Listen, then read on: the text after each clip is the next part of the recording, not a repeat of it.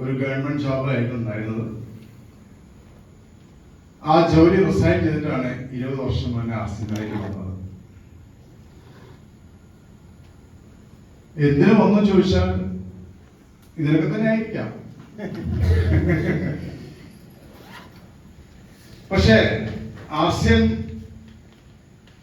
ഞാൻ എല്ലാ മീറ്റിങ്ങിലും പറയാറുണ്ട്, ഒരു പുതിയ വ്യക്തി എന്നോട് ചോദിക്കുകയാണ് ആർസിയം എന്ത് തരുമെന്ന് ചോദിച്ചാൽ എന്റെ ഉത്തരം എന്റെ അനുഭവത്തിനെ, സ്വന്തം അനുഭവത്തിനെ വിളിച്ചിട്ട് ഞാൻ പറയും ആർസിയം എല്ലാം തരും എന്നുള്ളതാണ് എന്റെ അനുഭവം. അത് നല്ലതും ചീത്തയൊക്കെ ഉണ്ടാകും കേട്ടോ. നല്ലത് നമ്മൾ തിരഞ്ഞെടുത്താൽ മാത്രം മതി. ഓക്കെ, നിങ്ങൾ ബുക്കും നിർത്തി വെക്കണ്ട, ഞാൻ കണക്കൊന്നും പറയാൻ പോകുന്നില്ല. സമയമൊന്നുമില്ല, കണക്കൊക്കെ ഇഷ്ടം പഠിപ്പിച്ചിട്ടുണ്ട്. ഞാൻ 20 വർഷം കൊണ്ട് എന്ത് നേടി എന്നുള്ളതൊന്ന് ആർസിയനോടെ വന്നപ്പോൾ എന്ത് നേടി എന്നുള്ളതാണ് ഞാൻ പറയാൻ വേണ്ടി പോകുന്നത്. 20 വർഷം മുന്നേ ഞാൻ ജോയിൻ ചെയ്യുന്ന സമയത്ത് അന്ന് ഇന്നത്തെ മാതിരി ഉൽപ്പന്നങ്ങളൊന്നും ഉണ്ടായിരുന്നില്ല. 1320 രൂപയുടെ ഒരു ജോയിനിങ് കിറ്റാണ് ഞാൻ വാങ്ങിച്ചത്. അന്ന് 3 തരത്തിലെ ജോയിനിങ് കിറ്റാണ് ഉള്ളത് എന്നാണ് എൻ്റെ ഓർമ്മ. 1320 രൂപയ്ക്ക് ഒരു കിറ്റ് കിട്ടും. അതിനകത്ത് 2 കളറിലുള്ള 3 മീറ്റർ വെച്ചുള്ള പാന്റ് പീസ് ഉണ്ടാവും. സ്യൂട്ട് ലെങ്ത് എന്നാണ് പറയുന്നത്. അങ്ങനെ ഓപ്ഷൻ ഉണ്ട്. അതിനകത്ത് ആപ്ലിക്കേഷൻ ഉണ്ടായിരിക്കും, അതിനകത്ത് നമ്മൾ ID കാർഡ് ഉണ്ടായിരിക്കും, ആ പാസ്വേഡ് അതിനകത്ത് നമുക്ക് എന്താക്കി വെച്ചിട്ടുണ്ടാവും. അങ്ങനെ സ്ക്രാച്ച് ചെയ്തെടുക്കണം. എന്നിട്ട് കമ്പനി അത് ഫില്ല് ചെയ്ത് കമ്പനിക്ക് അയച്ചു കൊടുക്കണം. പിന്നെ 1500 രൂപയ്ക്ക് 3 പാന്റ് പീസ്, 3 ഷർട്ട് പീസ്, ഇങ്ങനെ ഒരു പാക്കേജ് ഉണ്ട്. പിന്നെ അന്നത്തെ ഓപ്പൺ ചോയ്സ് കിറ്റ് എന്ന് പറയും, 2000 രൂപയ്ക്ക് സാധനം കഴിക്കാം. ഇതാണ് അന്നത്തെ ഓപ്ഷൻ ഉണ്ടായിരുന്നത്. അങ്ങനെ ഞാൻ ഏറ്റവും കുറഞ്ഞ പാക്കേജ് എടുത്തു. 1320 രൂപയ്ക്കാണ് ജോയിൻ ചെയ്തത്. എന്നെ ആരെ ജോയിൻ ചെയ്തെങ്കിൽ ഇപ്പോഴേക്ക് ഒരു ഐഡിയ കിട്ടുന്നില്ല, ഓർമ്മയില്ല. അവരൊരാൾ വന്നു പോയിട്ടുണ്ടെന്ന് സത്യം. അത് UT ഇരിക്കുന്ന സമയത്ത് തന്നെ ജോയിൻ ചെയ്യിപ്പിച്ചതാണ്. അങ്ങനെ അവിടുന്ന് അങ്ങോട്ട് തുടങ്ങിയ ഒരു യാത്രയാണ്. ആ യാത്രയിൽ കുറച്ച് കഴിഞ്ഞപ്പോഴാണ് രാജൻ സാറിനെ, ഗിരീഷ് സാറിനെ, അതിന് മുന്നേ മൂർത്ത് സാറിനെ, സുജിത് സാറിനെ ഇങ്ങനെ കൂട്ടിമുട്ടിക്കൊണ്ടിരിക്കുന്നത്. രാജൻ സാറൊക്കെ ഞാനായിട്ട് വർഷങ്ങളായുള്ള ഒരു ബന്ധമാണ്. ഗിരീഷ് സാറായിട്ട് ശേഷം എല്ലാവരുമായിട്ടും നല്ല ബന്ധം സൃഷ്ടിക്കാൻ വേണ്ടി പറ്റി. അങ്ങനെ 1320 രൂപയുടെ കിറ്റ് എടുത്ത് ജോയിൻ ചെയ്ത് വന്ന ഹേമന്ത് കുമാർ ഇപ്പോൾ എത്തി നിൽക്കുന്നത് കറുകുട്ടിയിലെ ഈ ഹോളിലാണ്. ഈ 1320 രൂപ ഒരു മനുഷ്യനെ എന്തെല്ലാം ആക്കി തീർത്തു എന്ന് എനിക്കറിയില്ല. പറഞ്ഞാൽ തീരാത്തത്ര കാര്യങ്ങളിലേക്ക് എന്നെ കൊണ്ടുപോയി. ഇപ്പോ എനിക്ക് ഇത് തന്നു, എന്തായാലും പറയാം, ഒന്നൊന്നുമില്ലല്ലോ അതിനകത്ത്. കാരണം ഡെയിലി 2-3 വെച്ച് കിട്ടുന്നുണ്ട് പൊന്നാറ്. അങ്ങനെ പൊന്നുണ്ടെങ്കിൽ സുഖമായിരുന്നു, പേര് മാത്രമേ ഉള്ളൂ. അതിന്റെ സെക്കൻഡ് ബിസിനസ് സ്റ്റാർട്ട് ചെയ്യാൻ പറ്റുന്നു. അത്രമാത്രം വീട്ടിലും ഉണ്ട് സാറേ. പൊന്നാട ഷോറൂം തുടങ്ങാം, സെക്കൻഡ് ഹാൻഡ് അങ്ങനെ ചെയ്യാൻ പറ്റും. അപ്പൊ ഇവിടെ എത്തി നിൽക്കുകയാണ്. ഇവിടെ എത്തി നിൽക്കുമ്പോൾ ഇതാണ് എന്റെ ആശയം തന്ന ഏറ്റവും വലിയ മഹത്വം. നിങ്ങൾ എല്ലാവരും എന്നെ വെയിറ്റ് ചെയ്യുക, എന്നെ കേൾക്കാൻ വേണ്ടി വെയിറ്റ് ചെയ്യുക. ആസിന് വരുന്നതിന് മുന്നേ എനിക്ക് മൈക്ക് പിടിക്കാൻ അറിയില്ല, എനിക്ക് സംസാരിക്കാൻ അറിയില്ല, ആളുമായിട്ട് ഇടപഴകാൻ അറിയത്തില്ല, ബോഡി ലാംഗ്വേജ് അറിയത്തില്ല, പ്രൊഡക്ഷനെ പറ്റി അറിയത്തില്ല, ആരോഗ്യത്തെ പറ്റി അറിയില്ല, ഒന്നും അറിയണ്ടായിരുന്നില്ല. എന്തിന് ഞാൻ ഷൂ പോലും തെറ്റാറുണ്ടായിരുന്നില്ല. പക്ഷെ ഇന്ന് നിങ്ങൾ മുന്നിലിരിക്കുന്ന ഹേമന്ത് കുമാറിനെ ആസ്യം ഷൂ ധരിപ്പിച്ചു, ഇൻ ചെയ്യിപ്പിച്ചു, കോട്ട് ഇടിപ്പിച്ചു. ഇങ്ങനെ മണിക്കൂറുകൾ സംസാരിക്കാൻ പറ്റുന്ന രീതിയിലേക്ക് ഒരു വ്യക്തിയെ മാറ്റിമറിച്ചു.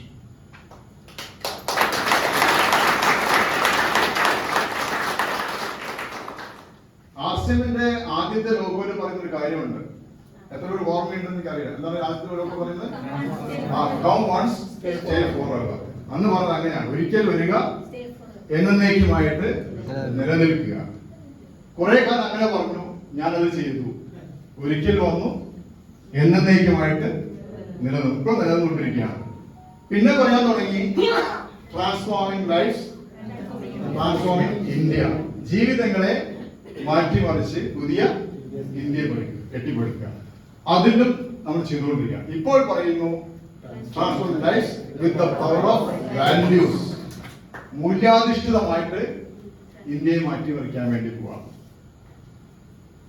ആക്ച്വലി ആർസിഎമ്മിനെ ഞാൻ ഇപ്പോഴും ഒരു MLM ആയിട്ട് കണ്ടിട്ടില്ല, ഒരു ഡയറക്ട് മാർക്കറ്റിംഗ് ആയിട്ട് കണ്ടിട്ടില്ല, ഒരു ജീവിതമായിട്ടാണ് കണ്ടിരിക്കുന്നത്. ആർസിഎം ഒരു ബിസിനസ് ആയിരുന്നെങ്കിൽ ഒരിക്കലും ഞാനിങ്ങനെ സംസാരിക്കാനുള്ള ഒരു കഴിവ് നേടുണ്ടായിരുന്നില്ല. ഉറപ്പായിട്ടും അതിലൂടെ പണം ഉണ്ടാക്കി ഞാൻ എന്റെ ഫാമിലി എൻജോയ് ചെയ്യും. പക്ഷേ ആർസിഎം വന്നതുകൊണ്ട്, അതൊരു ബിസിനസ് അല്ലാത്തത് കൊണ്ട്, പണം മാത്രമല്ല പണത്തെക്കാളും ഉപരി പലതും ആർസിഎം നമുക്ക് നൽകിക്കൊണ്ടിരിക്കുകയാണ്. അപ്പം 2005 ഞാൻ വരുന്നു. അന്ന് ആക്ച്വലി കേരളത്തിൽ ആർസിഎം ഉൽപ്പന്നങ്ങൾ ലഭ്യമല്ല, ഇത്രയും ഉൽപ്പന്നങ്ങളില്ല, വളരെ എണ്ണം പറഞ്ഞ ഉൽപ്പന്നങ്ങളേ ഉള്ളൂ. അത് ഉപയോഗിച്ച ആളുകളില്ല, കണ്ട ആളുകളില്ല, ആർസിഎം ഔട്ട്ലെറ്റുകളില്ല, വരുമാനം കിട്ടിയ ആളുകളില്ല, ലാംഗ്വേജ് ഇല്ല. ഇങ്ങനെയുള്ള സമയത്ത് ആർസിഎമ്മിനെ ഏറ്റെടുക്കുന്നു. കേരളത്തിലെ 4ാമത്തെ പിക്കപ്പ് സെന്റർ എനിക്ക് എറണാകുളത്ത് തുടങ്ങാൻ ഒരു ഭാഗ്യം എനിക്ക് കിട്ടി. MR ഏജൻസീസ്, അത് അതിന്റെ ആവശ്യം സ്റ്റാർട്ട് ചെയ്തു. അങ്ങനെ കമ്പനി കണ്ടിട്ടില്ല, വരുമാനം കിട്ടാതെ കണ്ടിട്ടില്ല, അനുഭവസ്ഥരെ കണ്ടിട്ടില്ല. പക്ഷെ ഒരു അന്ധമായ വിശ്വാസം ഉണ്ടായിരുന്നു ആർസിഎമ്മിന്, ഒരു ബ്ലൈൻഡ്ലി ബിലീഫ്. അന്ധമായിട്ട് പറഞ്ഞ കാര്യത്തൊക്കെ വിശ്വസിച്ചു, അങ്ങോട്ട് അന്ധമായി വിശ്വസിച്ചു, ഒന്നും ചോദിക്കാൻ പോയില്ല. കാരണം ഞാൻ എത്തിപ്പെട്ടത് നമ്മുടെ സുവിസ്ഥാനം എടുത്തായിരുന്നു ജോയിൻ ചെയ്ത ശേഷം. അങ്ങനെ പറയുന്ന കാര്യങ്ങൾ ഞാൻ അങ്ങോട്ട് മുകളിലേക്ക് എടുക്കാൻ തുടങ്ങി. അതിന് ചോദ്യം ഉണ്ടായിരുന്നില്ല. ഓക്കെ, അത് ശരിയാവും, അങ്ങനെ ചെയ്താൽ മതി, അങ്ങനെ ചെയ്താൽ മതി. അങ്ങനെ ചെയ്യാൻ തുടങ്ങിയതാണ്. അങ്ങനെ ജോലി രാജിവെച്ചു, ആർസിഎം ചെയ്യാൻ തുടങ്ങി, ശക്തമായി ചെയ്യാൻ തുടങ്ങി. ആർസിഎം ഒരു ഭ്രാന്ത് പോലെ ഏറ്റെടുത്തു. സമയമില്ല, കാലമില്ല, എങ്ങനെ പറഞ്ഞുകൊണ്ടിരിക്കും. വീട്ടിൽ പ്രോബ്ലം, ഭാര്യയ്ക്ക് പ്രശ്നം, കുടുംബത്തിൽ പ്രശ്നം. അങ്ങനെ ആർസിഎം ഒരു ക്രേസ് ആയിരുന്നു, ഒരു ഭ്രാന്ത് പോലെ പറയാൻ തുടങ്ങി. അങ്ങനെ പറഞ്ഞു അച്ചീവ്മെന്റും കാര്യങ്ങളൊക്കെ നേടി കുറെ വന്നപ്പോൾ ഒരു റോയൽറ്റി ലെവലിൽ വന്ന സമയത്ത് പണം കിട്ടുന്നു, പണം കൊണ്ട് ഇൻവെസ്റ്റ് ചെയ്യുന്നു, ഓടുന്നു, പല കാര്യങ്ങൾ ചെയ്യുന്നു. അങ്ങനെ 2011 ഡിസംബർ മാസം ഒരു ദിവസം ആർസിഎം എന്ന സംഭവത്തിന് താഴെ വീണു. ഇതൊന്നും ഞങ്ങൾ അറിഞ്ഞിട്ടില്ല. ഇന്നത്തെ മാറ്റത്തെ ഒരു കമ്മ്യൂണിക്കേഷൻ അന്ന് ഉണ്ടായിരുന്നില്ല. അതിൽ ഏറ്റവും രസകരമായ അവസ്ഥ, കേരളത്തിൽ അന്നത്തെ ഏറ്റവും വലിയൊരു ഷോറൂമിന്റെ ഉദ്ഘാടനവുമായി ബന്ധപ്പെട്ട് നിൽക്കുമ്പോഴാണ് ഡിസംബർ 31 കൈപ്പം അങ്ങനത്തെ ഒരു ഷോപ്പിന്റെ ഉദ്ഘാടനം. കേരളത്തിൽ ആദ്യത്തെ 5 ലക്ഷം രൂപയുടെ സാധനം എടുത്തുള്ള ഷോപ്പിന്റെ ഇനാഗ്രേഷൻ, അതിന്റെ പ്രോഗ്രാം നടന്നുകൊണ്ടിരിക്കുന്നു. അതൊരു 10-15 ആളുകൾ ചേർന്നുള്ളൊരു പദ്ധതിയാണ്. വലിയ വലിയ ആൾക്കാരൊക്കെ ഉണ്ട്. ഷോപ്പ് എടുത്തു, അവിടെ എന്താ പറയാ ഫർണിഷിംഗ് വർക്കൊക്കെ നടക്കുമ്പോൾ പ്രൊഡക്ട്സ് എടുത്തു. കുറച്ച് കഴിഞ്ഞപ്പോഴാണ്, 2 ദിവസം കഴിഞ്ഞപ്പോഴാണ് അറിഞ്ഞത് ആർസിഎം പതിയെ ന്യൂസ് വരാൻ തുടങ്ങി, ആർസിഎം ലോക്ക് ചെയ്തിട്ടുണ്ട്.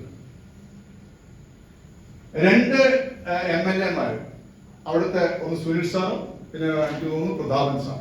ഈ 2 MLA വെച്ച് ഉദ്ഘാടനത് ഓട്ടോറിക്ഷയിൽ കെട്ടി ഇങ്ങനെ പ്രചരിപ്പിച്ചുകൊണ്ടിരിക്കുകയാണ്. ഇന്ന ദിവസം ഉദ്ഘാടനം നടക്കാൻ വേണ്ടി പോവാണ് കൈപ്പം മകൻ. ഇങ്ങനെ നടക്കുമ്പോഴാണ് ഈ സംഗതി അറിയുന്നത്. ഉദ്ഘാടനം നടത്താൻ പറ്റുമോ? ഇതിന്റെ ആളുകൾ പറയാൻ വേണ്ടി പറ്റുമോ?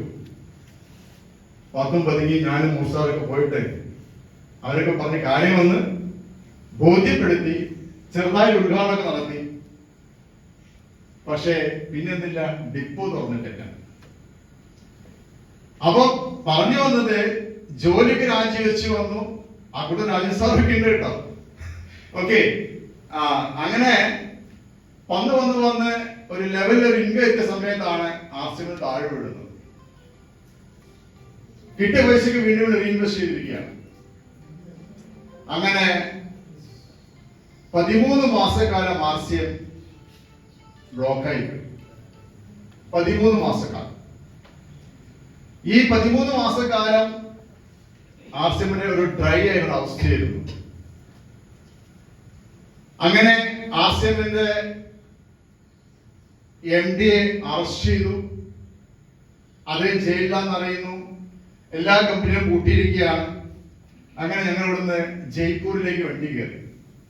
സാർ ഉണ്ടായിരുന്നു? യെസ്. ധർണ ഇരിക്കാൻ വേണ്ടി ഞങ്ങൾ ജയ്പൂരിലേക്ക് ചെന്നു. പക്ഷെ അന്നത്തെ പൊളിറ്റീഷ്യൻസിന്റെ കൂടെ കാരണം നമുക്ക് ധർണ ഇരിക്കാൻ പറ്റിയില്ല. അവിടെ നമ്മൾ തിരിച്ചു പോകേണ്ടി വന്നു. വീണ്ടും തിരിച്ചു വന്നു. വീണ്ടും പിന്നെ ഡൽഹിയിലെ ജന്തർ മന്ദിർ. ആളുകൾ പറയും സ്വാതന്ത്ര്യ സമരത്തിൽ പങ്കെടുക്കാൻ അതിൻ്റെ കാര്യമാണ്. എനിക്ക് അങ്ങനെ ഒരു കാര്യത്തിൽ പങ്കെടുക്കുന്ന മഹാഭാഗ്യം കിട്ടി. ഡൽഹിയിലെ ജന്തർ മന്ദിറിലെ ആർസിഎമ്മിലെ പ്രവർത്തകർ ആർസിഎമ്മിനെ തിരിച്ചു കൊണ്ടുവരാൻ വേണ്ടി റിലേ നിരാഹാരം ആരംഭിച്ചു. റിലേ ഇങ്ങനെ മാറി പോകാൻ തീരുമാനിച്ചു. ഞാൻ, മഞ്ചേരി റഷീദ് സാറ്, പിന്നെ പത്തനംതിട്ട സന്തോഷ് സാറ്, ഡോക്ടർ മനോജ് സാറിനറിയാം. ഞങ്ങൾ 4 പേരും കൂടെ ഡൽഹിക്ക് വണ്ടി കയറി. ഡൽഹി ചെന്നപ്പോൾ അതിഭീകരമായ അവസ്ഥയാണ്. ആയിരക്കണക്കിന് ആളുകൾ TC ചാമരാജിക്ക് വേണ്ടി ജയ് വിളിക്കുന്നു. അത് തിരിച്ചു കൊണ്ടുവരാൻ വേണ്ടി ശ്രമിച്ചുകൊണ്ടിരിക്കുന്നു.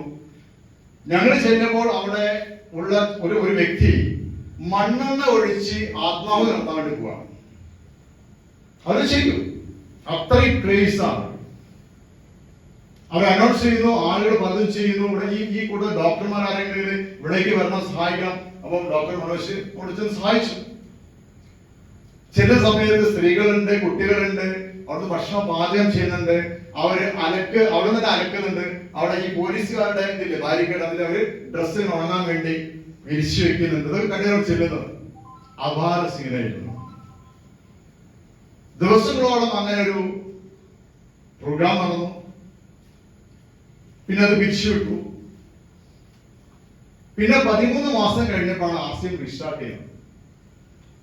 അപ്പോഴത്തേക്ക് നമ്മൾ ഉണ്ടാക്കി വെച്ച എല്ലാ സംഭവങ്ങളും പോയി. ടീം പോയി, ഷോപ്പുകൾ നിന്നുപോയി, ആളുകൾ ചിഹ്ന ഭിന്നമായിപ്പോയി. പക്ഷേ അപ്പൊ നമുക്ക് ആ കാലഘട്ടത്തിൽ പിറ്റേ മാസം തന്നെ കമ്മീഷൻ കിട്ടും. ഇന്നത്തെ മാതിരി 1 മന്ത് ഗ്യാപ്പില്ല. അന്നത്തെ മാസത്തിൽ അത് കാര്യം നടക്കുന്നു സത്യത്തില്. അപ്പൊ 30-30 നടക്കുന്ന സംഭവം നടക്കുന്നത് പിറ്റേ മാസത്തെ വരുമാനം കിട്ടാനില്ല. പിന്നെ നമ്മുടെ വരുമാനമില്ല. പക്ഷെ പിന്നെ TCG കമ്പനി റീസ്റ്റാർട്ട് ചെയ്യാൻ തീരുമാനിച്ചപ്പോൾ അദ്ദേഹം ആദ്യം ചെയ്തൊരു കാര്യം, പെൻഡിങ് ആയ എല്ലാ കമ്മീഷനും റിലീസ് ചെയ്തു. ആദ്യത്തെ കാര്യം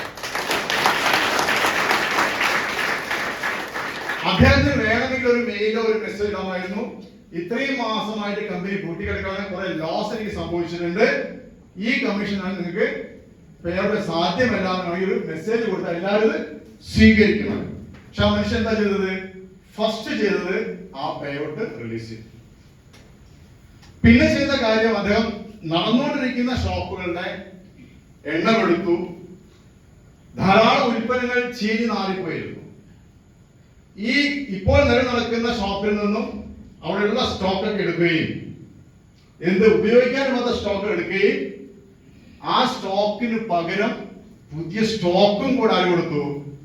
മഹാനായ TC ചാമരാജ് കൊടുത്തു.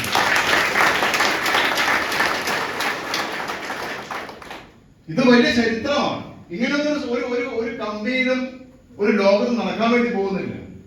അതുകൊണ്ട് നമ്മൾ പറയാറുണ്ട്, ഇപ്പൊ നിങ്ങൾ മൂസാർക്ക് പറയാം, എപ്പോഴും പറയാം, ആർസിഎം ഒരു സാധാരണ കമ്പനിയായിട്ട് കാണാൻ പാടില്ല എന്നുള്ള കാരണം അതൊക്കെ തന്നെയാണ്.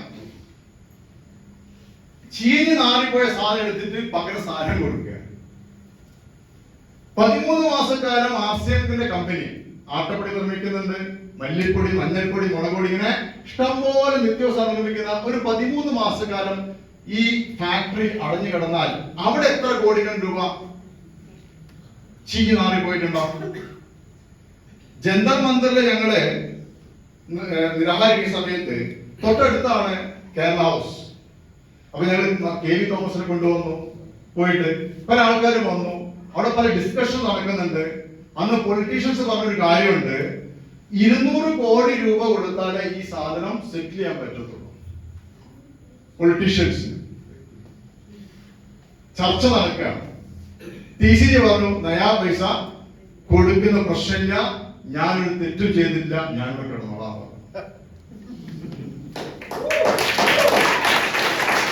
9 മാസത്തോളം ജയിലിൽ കിടന്നു. 9 മാസം.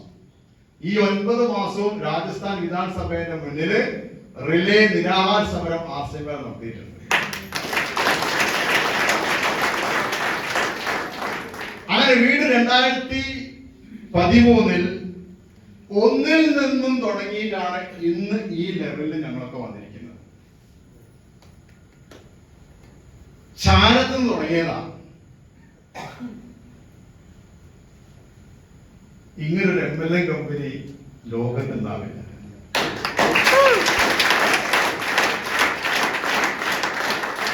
ഇതിന് വരാൻ പറ്റിയത് മഹാഭാഗ്യമായിട്ടാണ് ഞാൻ കാണുന്നത്.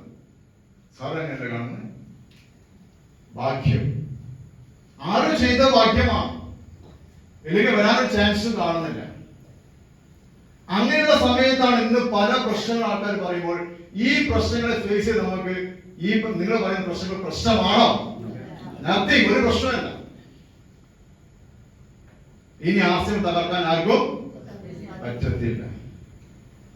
ഞങ്ങൾ വരുമ്പോൾ RCM എന്തിനാ? ഇന്ത്യയിൽ നിയമമില്ല, MLM-ന് ഒരു നിയമമില്ല, റീസ്റ്റാർട്ട് ചെയ്യുമ്പോഴും നിയമമില്ല. പക്ഷെ ഇന്ന് RCM പടർന്ന് പന്തലിച്ച് നിൽക്കുമ്പോൾ ശക്തമായ നിയമമുണ്ട്. ആർക്കാ കൂടുതൽ ചെയ്യാൻ വേണ്ടി പറ്റുക? ഇന്ന് വന്ന ആളുകൾക്കാണ്. അപ്പൊ RCM എന്ന സംവിധാനത്തെ, ഈ സുന്ദരമായ സംവിധാനത്തെ പറ്റി എനിക്ക് വ്യക്തമായ ഒരു നിമിഷം ഉണ്ടായിരുന്നു. എന്താ ഇതിന്റെ ഫ്യൂച്ചർ? എന്നോട് എന്റെ ലീഡർമാർ പറഞ്ഞു, പണ്ട് എന്നോട് പറഞ്ഞു, ഹേമന്ത്, ഈ സംവിധാനം നിന്റെ ആഗ്രഹങ്ങളും സ്വപ്നങ്ങളും ഒക്കെ സഫലീകരിക്കുമെന്ന് പറഞ്ഞപ്പോൾ എനിക്ക് ആദ്യം വിശ്വസിക്കാൻ പ്രയാസമായിരുന്നു. എന്തായിരുന്നു പറഞ്ഞത്? നിന്റെ ആഗ്രഹങ്ങളും സ്വപ്നമൊക്കെ ഇതിലൂടെ നിനക്ക് സഫലീകരിക്കാൻ വേണ്ടി പറ്റും. ഏതിലൂടെ? നീ വാങ്ങിച്ച ഈ പാൻ പീസിലൂടെ. 1320 രൂപ കൊടുത്ത് ഞാൻ വാങ്ങിച്ച പാൻ പീസിലൂടെ എന്റെ ആഗ്രഹങ്ങളും സ്വപ്നങ്ങളൊക്കെ സഫലീകരിക്കാൻ വേണ്ടി പറ്റുമെന്ന് പറഞ്ഞപ്പോൾ എനിക്ക് വിശ്വസിക്കാൻ പറ്റിയില്ല ആ കാലഘട്ടത്തിൽ. പക്ഷെ അങ്ങനെ ആഗ്രഹം സ്വപ്നം സഫലീകരിക്കാൻ ആഗ്രഹിക്കുന്നുണ്ടെങ്കിൽ നീ ചെയ്യേണ്ട കാര്യം RCM-നെ മനസ്സിലാക്കണം, RCM-നെ അറിയണം, RCM-ലൂടെ സഞ്ചരിക്കണം. അങ്ങനെ തുടങ്ങിയ ചൈത്രയാത്രയാണ് 20 വർഷക്കാലമായിരിക്കുകയാണ്. എന്റെ നെഞ്ചത്ത് കിടക്കുന്ന ഈ പിന്ന്, ഈ പിന്നിന്റെ വാല്യൂ എത്ര പേർക്ക് അറിയാം? കൈവയ്ക്കുക. ഈ പിന്നിന്റെ വാല്യൂ അറിയുന്ന ആൾക്കാർ ഒന്ന് കൈവയ്ക്കുക. ഈ പെന്നിന്റെ വാല്യൂ കുറച്ച് ആൾക്കാർക്ക് അറിയുള്ളൂ. ഈ പെന്നിന്റെ value 2.5 lakh rupees per month. ഈ പിന്നെ നെഞ്ചത്തുള്ള ആളുടെ അക്കൗണ്ടിലേക്ക് ഒരു മാസം 2.5 ലക്ഷം രൂപ വരും. റൂബി എന്ന ലെവലിലായി പിന്നെ കിട്ടുക. കേരളത്തില് വളരെ കുറഞ്ഞ വിഭാഗമുള്ളൂ ഈ സാധനം.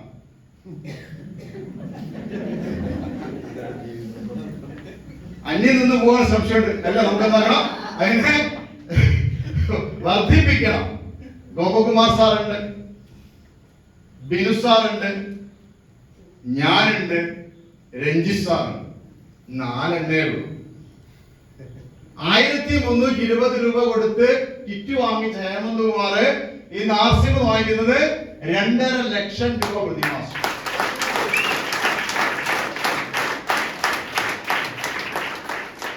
എപ്പോ തുടങ്ങിയതാ?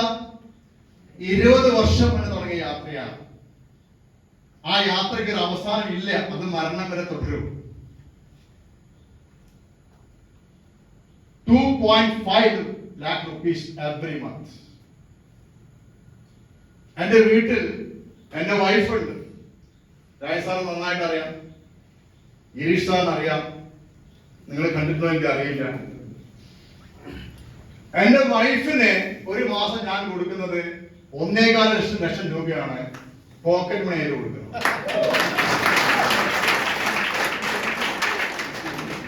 ആ കയ്യടി കൊണ്ടു വരുന്നു.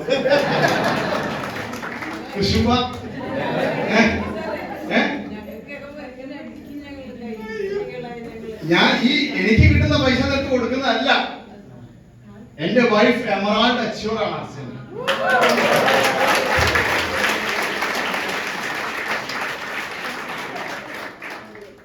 1320 രൂപ ഇപ്പോൾ ഒരു കുടുംബത്തിലേക്ക് ഒരു ദിവസം ഒരു മാസം തരുന്നത് അറൌണ്ട് 4 lakh rupees.